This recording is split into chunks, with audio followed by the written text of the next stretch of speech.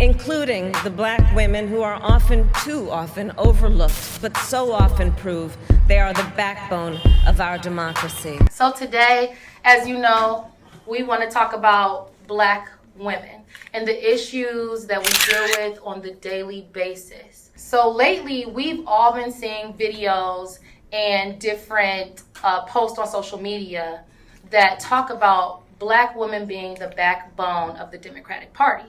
What does that even mean? Black women, we really are the conscience of this nation. You know what I'm saying? And it's not just a Democratic Party. I would just say at this moment, you know, it's the party of values who really believe in helping all people. But for me, I just feel like being a first in my own position, the first female and first Black person ever to lead the largest Democratic county in the state. There are 88 counties in the state. The Cuyahoga County is the largest Democratic county of all 88. And being that we're the largest, we carry a lot of influence on which way this state can go.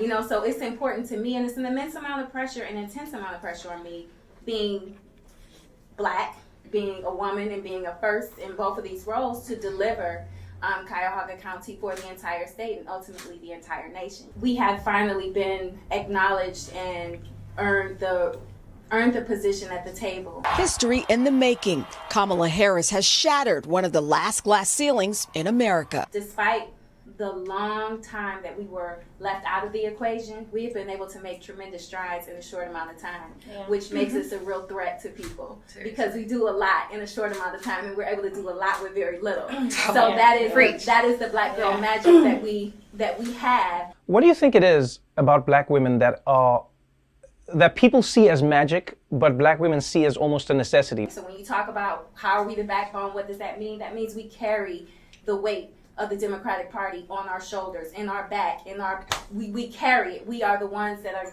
getting people registered to vote. We are getting people to the polls. I mean, I can't speak on how many events have transpired, even in the pandemic, drive-through voter registrations, drive-through absentee early vote drives, those type of things, initiated by AKAs and Deltas and the Divine Nine and people that have graduated from the HBCU. So that's what makes us the backbone.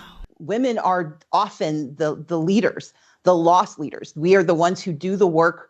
We rarely get the credit, but we understand the consequences. How do you guys feel about voting? When I got to school, I wasn't pressed to vote or anything like that, but you know, that's when Obama was running for his second term, and him winning another time around, and how I cried and how that made me feel that I had something to do with that. Being so young, being a fresh 18 then was like, wow. And granted, when we had to vote again, I cried another time, but it was for another reason. And I still felt like, damn, that was on me. Like, I should have went out more. I should have threw more parties at college. I should have turned the music off and said, are y'all registered to vote? I should have did something. But it's like, now I feel like more so my generation is waking up and seeing how important it is. I have friends that have never voted. I have uncles and aunties that have never voted. And they see now how important. I'm happy that our people are understanding, like, this is not a joke. It's not a game. Like you said, it's a life or death situation. This isn't for fun. It's like, we laugh on Instagram with memes and stuff like that to make light of every situation, because that's what our people do. But I'm happy now that I feel like we can't be defeated, because we're really pushing towards this. I think as an influencer or blogger, it's important that I put myself in position to speak to my audience about voting. Sure, we tell our uncles, we tell our cousins to get out and vote, and that we support people, and that we just push the message, even if it's on social media. I think that's a big deal. And I think LeBron, with the More Than a Vote plug, is doing good, or like celebrities, because as much as we say it, the reality is those are who people look up to. That's a great slogan to go by, because the world that we're living in, thank God we have people like LeBron James who honestly care about our community and us as a whole to share that message, because when you spoke upon different is key, it's like our okay, I'm 30 now. So the generation under me, basically it's 2 generations under me, they do not understand the importance. But what I've seen lately is a lot of and I mean a lot of information and different things on the internet that really can grasp their attention, and I hope it's grasping their attention. Simply telling someone to go out and vote. What's Especially, you know, as young, it's like, okay, so what do you want? Who do you want me to vote for? Who do you want me to vote for? What do I do? And do I take, one of my young people said, you know, well, actually, just more than one, we're discussing it. Well, they chose not to vote because they were so afraid of making the wrong choice.